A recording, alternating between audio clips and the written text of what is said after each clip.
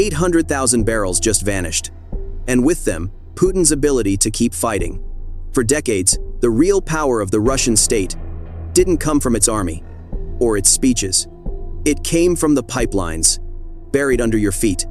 Those steel arteries carried oil, money, and geopolitical control. They were the silent, physical foundation of the Kremlin's influence. Last Tuesday, an explosion ripped through a pipeline near Bryansk. Official statements called it an accident. But in geopolitics, accidents don't mark turning points in history. That blast was not merely a fire.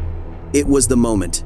Russia's entire energy system crossed a structural point of no return. Today, we are not just witnessing an explosion. We are entering the phase where Russia's energy infrastructure begins to fail in real time. We are not watching the failure of a single pipeline. This is the observable collapse of an entire energy empire, and it's happening because the system's fundamental engineering can no longer be sustained.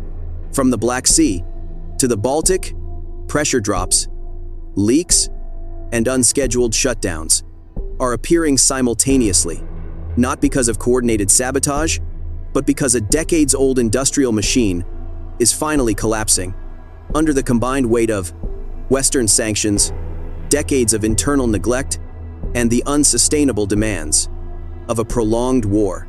Every ruptured pipe tightens the economic chokehold. Every refinery shutdown pushes the war machine closer to complete operational paralysis. The pipeline isn't just damaged, it is dying. And when the circulatory system of a petrostate fails, the state itself doesn't weaken gradually. It unravels from the inside out. The first signs of this systemic failure didn't arrive with a bang. They came quietly through a series of technical alerts that would seem minor to an outsider. A pressure drop at a refinery that should have been stable. A shipment of crude delayed for days without a clear explanation. A distillation unit taken offline for what plant managers cautiously labeled unscheduled maintenance. But there is nothing routine about this pattern. Russia's energy system is breaking down, not because of a single, dramatic attack, but because its fundamental operating conditions can no longer be met. The core of the problem is structural decay. Most of Russia's critical pipelines and refineries were constructed during the Soviet era, or in the early 2000s. They were engineered with a critical dependency: constant access to foreign support. This included specialized high-pressure pumps from Germany, corrosion-resistant alloy valves from Italy, advanced chemical inhibitors from France, and sophisticated digital control systems that are the brain of any modern refinery, almost all supplied by Western companies. The sanctions imposed after the invasion of Ukraine didn't just freeze financial assets, they surgically severed the supply of these specialized components. This is a system-level constraint that cannot be overcome with domestic substitutes. The result is a predictable, accelerating process of internal decay. Without proper chemical treatments, water and sulfur compounds, naturally present in crude oil, begin to corrode the pipeline walls from the inside. The metal thins, weak points develop under immense, constant pressure, and eventually, those weak points fail. And this is the critical irreversibility. Once a major trunk line, like the one near Bryansk, is shut down due to integrity failure, restarting it is not a matter of flipping a switch. It becomes a weeks-long, high-risk procedure that requires precise pressure management, specialized equipment, and most importantly, experienced engineers, the very human capital that has left the country.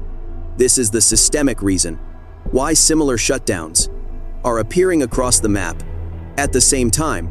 It's not a coincidence. It's a cascade. A cascade doesn't move like an explosion. It moves like pressure, looking for weak metal. When one major pipeline shuts down, oil doesn't stop flowing. It reroutes, and rerouting is where systems begin to destroy themselves. Crude that once moved through reinforced trunk lines, is forced into secondary routes, older lines, thinner walls, deferred maintenance. Those lines were never designed to carry that load. They were designed to assist, not replace, the core system. Pressure rises, flow rates spike, temperature tolerances break, maintenance crews are pulled from stable facilities to triage failing ones. That leaves previously secure infrastructure exposed. Inspections are delayed, repairs are rushed, components are cannibalized from one site to keep another alive for one more week. This is how industrial systems die.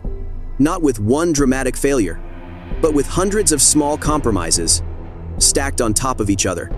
Eventually, the system stops being operated. It starts being reacted to. And once a state enters reaction mode, control is already gone. And this is where the situation turns from a technical problem into a strategic catastrophe.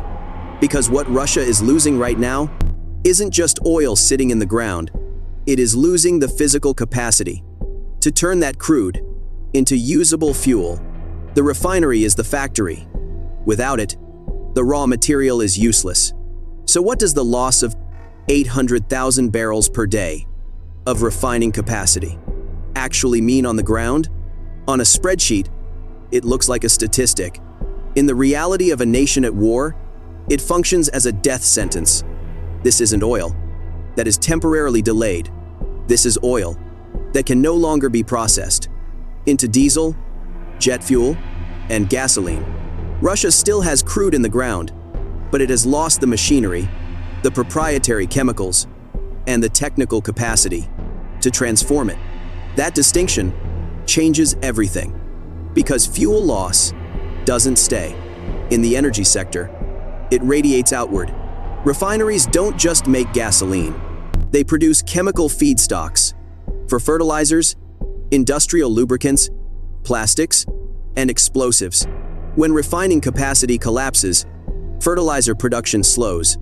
When fertilizer slows, agricultural yields fall. When yields fall, food prices rise. Quietly at first, then suddenly. Rail systems depend on diesel. Power stations depend on refined fuels.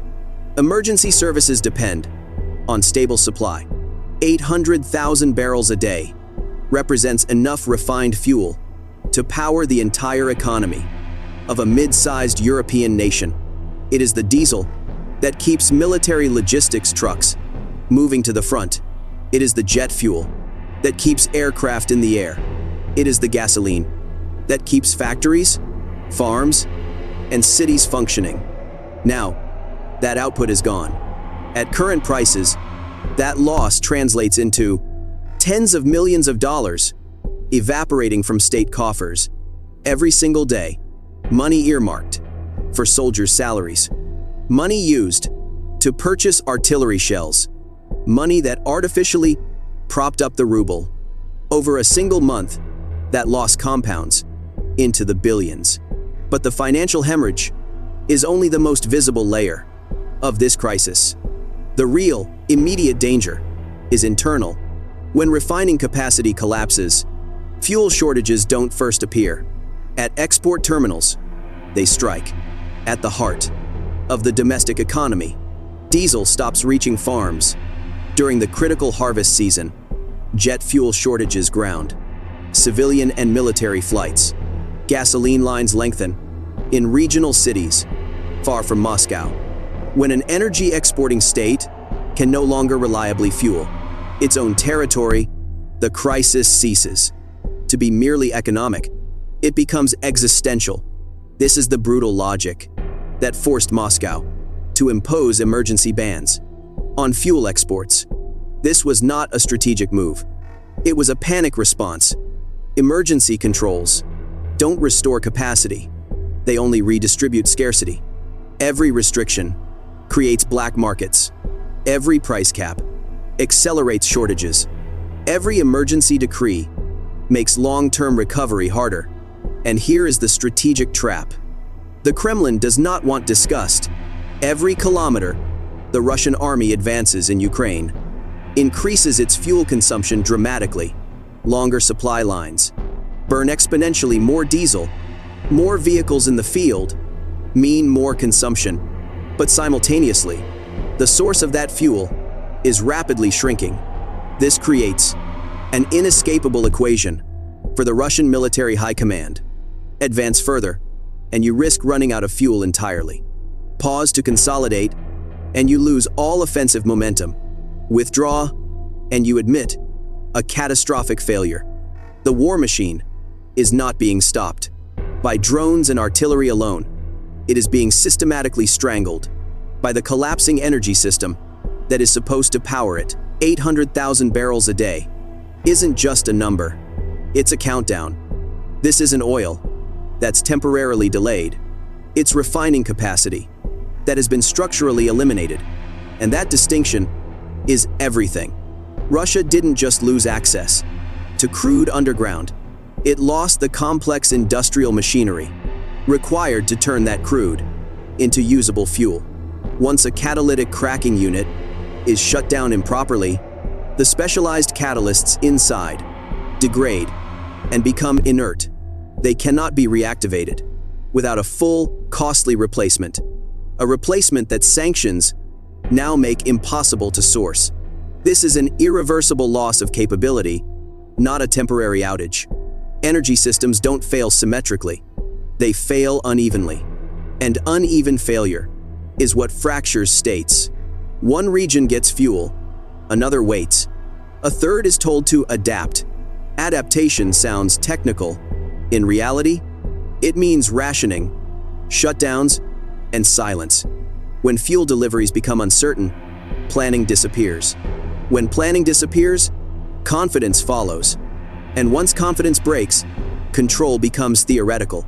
None of this solves the underlying problem, because none of it can create fuel that no longer exists. This is how central authority weakens, not through rebellion, but through exhaustion. And when a state reaches the point where compliance depends on capacity, not loyalty, power has already shifted. What remains isn't collapse as an event.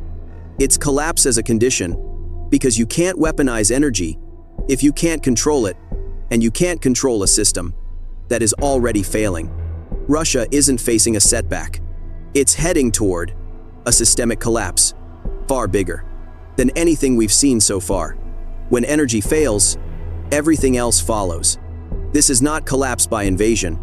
It is collapse by exhaustion. If this trajectory doesn't change, what do you think Russia looks like 1 year from now? Drop your thoughts below and subscribe.